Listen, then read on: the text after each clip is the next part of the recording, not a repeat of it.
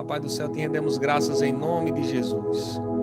Te rendemos graças por essa palavra que nos alcança, Pai amado. A cada manhã, nesse período maravilhoso da palavra de Deus. Te rendemos graças por esse amor, porque não nos alcançou apenas no período natalino, mas a cada manhã vem nos alcançando, nos dando graça, nos dando misericórdia, nos dando sabedoria para enfrentar os problemas, nos dando discernimento, e muitas vezes em momentos onde a gente não consegue saber para onde ir, como vai, onde às vezes muita gente, a gente está entre um caminho, entre outro caminho, e o Senhor chega para a gente com discernimento, Pai, através de uma boa escuta, através de muitas vezes uma palavra que vem para nos confortar, às vezes com uma palavra que vem para nos confrontar também, mas que nos coloca no prumo. Nós te rendemos graças em nome de Jesus, Pai, porque sabemos que o Senhor nos ama. E por conta disso, o Senhor enviou o seu Filho amado para nos salvar. Ô Espírito Santo, quanto nós somos gratos por esse amor que nos consola a cada manhã, Pai. Te rendemos graças em nome de Jesus por esse momento da palavra. E se você crê nisso, diga amém. Palavra para cima. Hoje nós vamos ver um pouquinho a continuidade, basicamente, do texto em que começamos a ouvir no dia de ontem. O título da ministração de ontem é bem simples, é Natal. E aí a gente trouxe um pouquinho também do capítulo 2 de Lucas e hoje não poderia ser diferente. Hoje a nossa temática principal vai ser das pessoas que rodearam Jesus, em especial a gente vai falar dessa questão dos 3 pastores. Ora, só para contextualizar, a gente está em Lucas capítulo 2, se você quiser abrir junto com a gente, Lucas capítulo 2, verso 8, eu vou ler do 8 até o 20, é versículo para dar e vender, mas você vai conseguir ler com a gente, eu tenho certeza absoluta disso, certo? Lucas capítulo 2, verso do 8 ao 20, vai dizer assim, ó, é uma historinha dos pastores que foram visitar Jesus. Ora, havia naquela mesma comarca pastores que estavam no campo e guardavam durante as vigílias da noite o seu rebanho. E eis que um anjo do Senhor veio sobre eles, e a glória do Senhor os cercou de resplendor, e tiveram grande temor, ficaram aterrorizados com aquilo ali, né? Os anjos desceram, olha, e aí como é que tá? Tá tudo bom? Ficaram tudo aterrorizados. E o anjo lhes disse, não temais, não fique com medo, porque eis aqui vos trago boas novas, de grande alegria, que será para todo o povo. Versículo 11, pois na cidade de Davi, no caso aqui Belém, pois na cidade de Davi, vos nasceu hoje o Salvador, que é Cristo, o Senhor. Isto vos será por sinal, achareis o menino envolto em panos e deitado numa manjedoura. Versículo 13, e no mesmo instante apareceu um anjo, uma multidão de exércitos celestiais louvando a Deus e dizendo, glória a Deus nas alturas, paz na terra, boa vontade para com os homens. E aconteceu que, ausentando-se deles o anjo para o céu, o anjo subiu, deixou ele sozinho, disseram os pastores uns aos outros, vamos, pois, a Belém, e vejamos isso que aconteceu e que o Senhor nos fez saber. Versículo 16, e foram apressadamente, foram tudo com pressa, e acharam Maria e José e um menino deitado na manjedoura. A gente está chegando lá. E todos os que ouviram se maravilharam.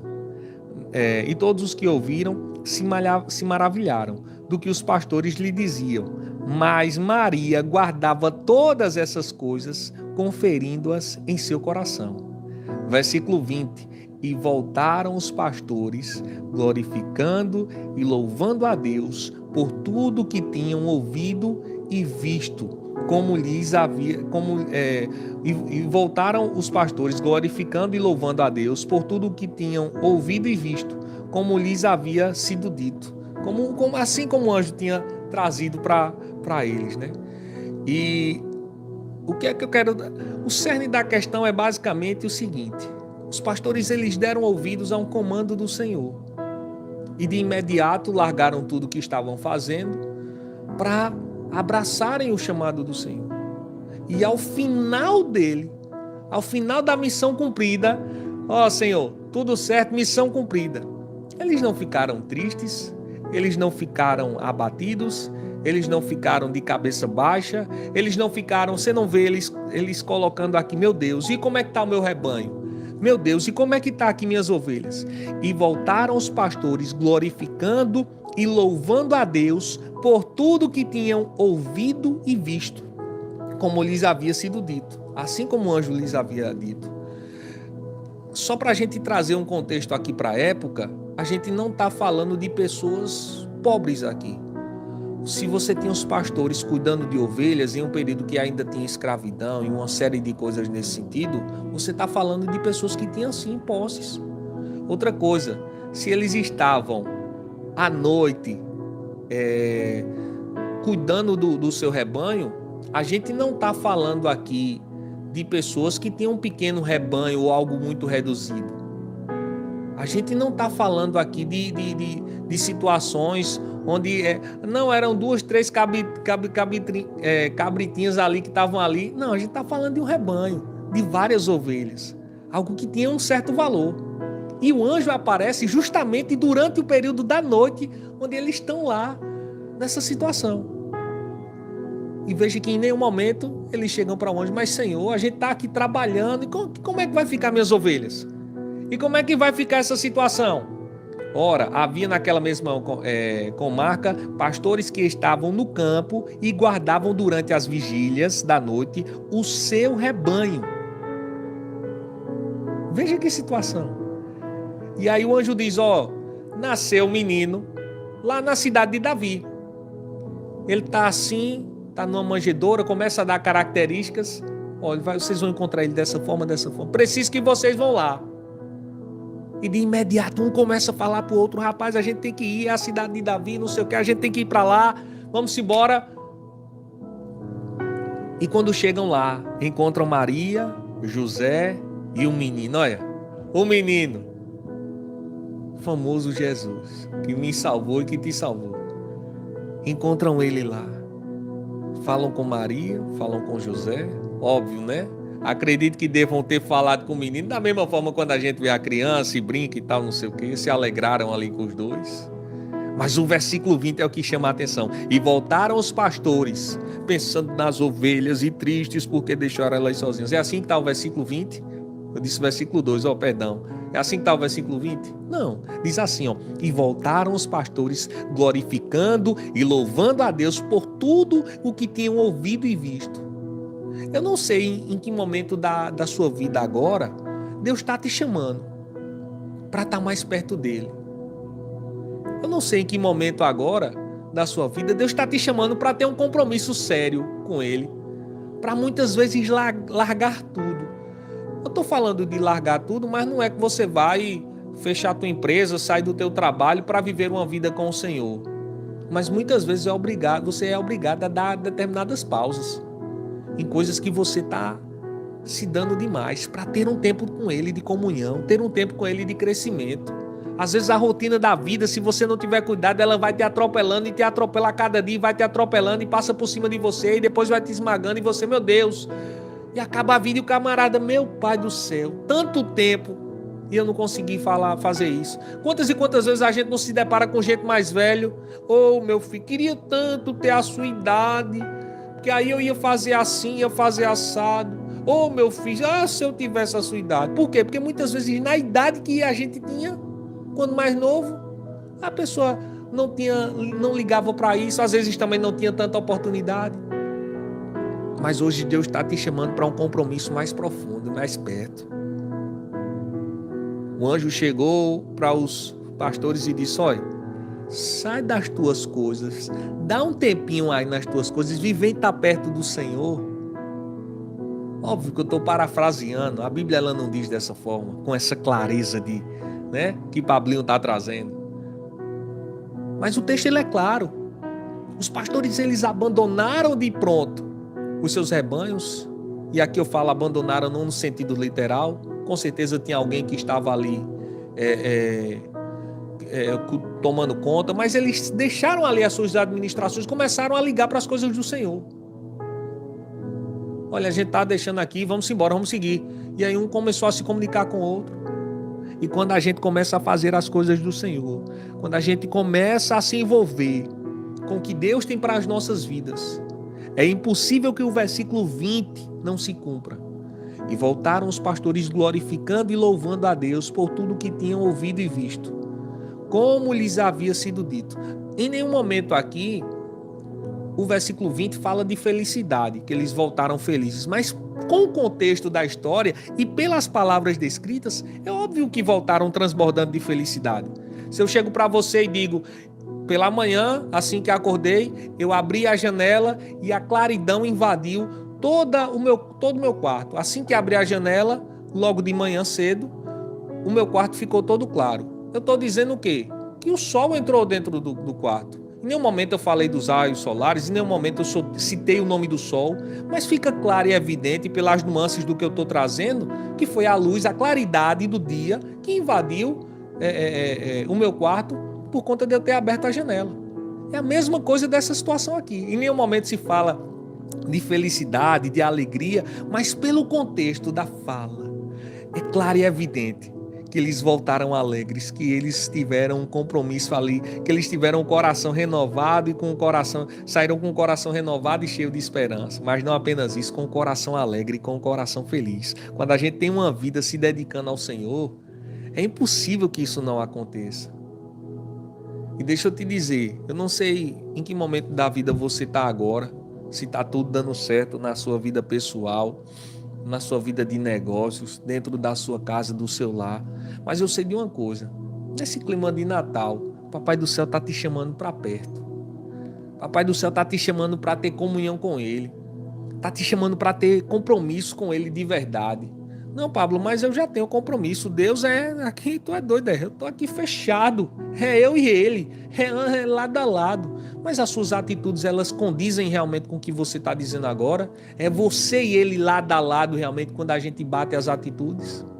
Eu não sei você, mas toda vez que eu leio a palavra de Deus, eu acabei de finalizar o Novo Testamento agora novamente, eu li ele pela 7ª vez, eu fico muito orgulhoso de ter lido isso, mas toda vez que eu vou ler, eu digo, meu Deus do céu, eu ainda preciso amadurecer muita coisa, meu Deus do céu, como eu estou troncho. É assim quando a gente começa a se enxergar de acordo com a Bíblia. Quando a gente vai para um espelho que começa a se olhar ali, primeiro que você só vai para um espelho quando você precisa se organizar. Quando você precisa se ver, quando você precisa ver se está tudo bom. Quando você vai para um hospital, você não vê um hospital cheio de espelhos, porque ali está todo mundo derrotado, meu amigo. É um que sofreu um acidente, é outro gritando, ai, ai, ai, meu dente, não sei o quê. É mesmo mundo de gente derrotada. Você não vê mesmo de espelho no hospital. Você vê? Não vê. Agora vá numa loja de roupa. Todo mundo quer provar, quer se ver, quer botar um calçado, não sei o que, olhar se está tudo bom, se está tudo... Porque ele vai ficando ali olhando para ter a melhor aparência. Quando a gente pega a Bíblia, não é diferente. A gente pega a Bíblia como um espelho, dizendo, opa, eu preciso me ajustar aqui. Opa, e aí você começa a se enxergar de acordo com a visão bíblica, opa, eu preciso melhorar nisso aqui. Não é quando você vai para uma vitrine, quando você vai para uma loja de calçado, que você bota um sapato, né, e vê que está muito apertado e não está condizendo ali com a sua estrutura, que ficou feio no seu pé. Você diz, não, irmão, me dê outro sapato. É a mesma coisa da questão bíblica, você começa a se olhar, vê que uma roupa está mais folgada, ou mais justa, você começa a se ajustar. Opa, essa daqui não dá para mim. Opa, essa aqui é que é para mim usar. É a mesma coisa quando a gente começa a olhar para a Bíblia, começa a se enxergar através da Bíblia, a gente começa a se ajustar em uma série de coisas. E um dos ajustes que Papai do Céu está trazendo para mim e para você, eu já dizendo, filho, filha, eu estou te chamando para perto, eu estou te chamando para ter um compromisso de verdade. Não um compromisso meia boca. Os pastores aqui, a Bíblia não menciona se eram judeus, gentios, gregos, mas dá a entender que sim, pelo contexto judaico. A Bíblia não traz a ideia que eles estavam ali adorando, intercedendo, louvando hinos ao Senhor. Não, eles estavam apenas trabalhando, fazendo o dia a dia deles acontecer. E em meio àquilo ali, chega o anjo e diz, olha, vocês têm que ir lá para a cidade de Davi, rapaz. Tá nascendo um Salvador. Lá vocês vão encontrar a mãe, o pai, tudo assim, tudo organizadinho desse jeito. E aí começou a trazer as características. E o versículo 20 é o que te chama a atenção. E voltaram regozijados, alegres, glorificando a Jesus, glorificando ao Senhor. Quando a gente tem, de fato, a ideia de missão cumprida, quando é executado, o que mais a gente faz é glorificar a Papai do Céu. Para fechar esse assunto, em alguns momentos, Deus já me direcionou a pregar para algumas pessoas. Vez ou outra eu trago esse testemunho aqui. Uma vez eu estava indo no metrô e eu recebi uma direção no coração de dizer para uma mulher: Jesus te ama. Pode ser algo besta, algo besta não no sentido de não estou falando do nome Jesus te ama, mas de cair no vocabulário da gente, né? Hoje, qualquer coisinha, a pessoa diz: valei-me minha Nossa Senhora, meu Jesus do céu. Então já é meio que uma expressão popular, né? Principalmente o Jesus te ama. Quantas e quantas vezes a gente não está passando, alguém diz Jesus te ama, mas eu senti uma direção de dentro de dizer: ó, Jesus te ama, para uma mulher. E eu fiquei sem saber como dizer a ela. Meu pai, que inclusive está me vendo aqui, já disse não sei quantas vezes: manda um abraço aqui pro pessoal do Rio de Janeiro, não sei o que, estou vendo todo mundo. Estava comigo lá no metrô e eu recebi um papelzinho em branco de uma moça que estava distribuindo os panfletos. De um lado era o conteúdo, do outro lado estava em branco. Eu escrevi lá: Jesus te ama. E entreguei para a mulher que o Senhor estava me guiando para guiar, para entregar a ela. Assim que eu entreguei, essa mulher começou a chorar, começou a entrar em prantos dentro do metrô. Ai, meu filho, obrigado, não sei o que e tal. E começou a se emocionar ali dentro. E eu senti que aquilo ali, por aquele ato, eu senti que fui resposta de oração. Era a mulher chorando de um lado e eu aqui, óbvio, contido, né? A multidão apertando a gente, mas glorificando a Deus. E tantas outras vezes que o Papai do Céu já guiou a gente para fazer uma série de coisas. Mas toda vez que a gente faz, toda vez que Ele nos chama para perto, quando a gente vai não precisa de muito esforço não. Quando a gente vai pelo caminho, tudo certinho, o final é agradecer, é glorificar, é se alegrar. O milagre não é nosso, mas por ser feito através da gente, a gente fica, radiante, rapaz. Não sou eu que opero, não fui eu que fui a resposta em si da oração para aquela senhora, eu fui apenas um canal, mas a alegria ficou comigo, de ser resposta de Deus ali para aquela senhora. Feche os teus olhos nesse momento, vamos orar ao Senhor. Espírito Santo de Deus, nós te rendemos graças por essa palavra que nos edifica nessa manhã tão especial, manhã natalina. Nós te rendemos graças por esse ambiente propício, Pai.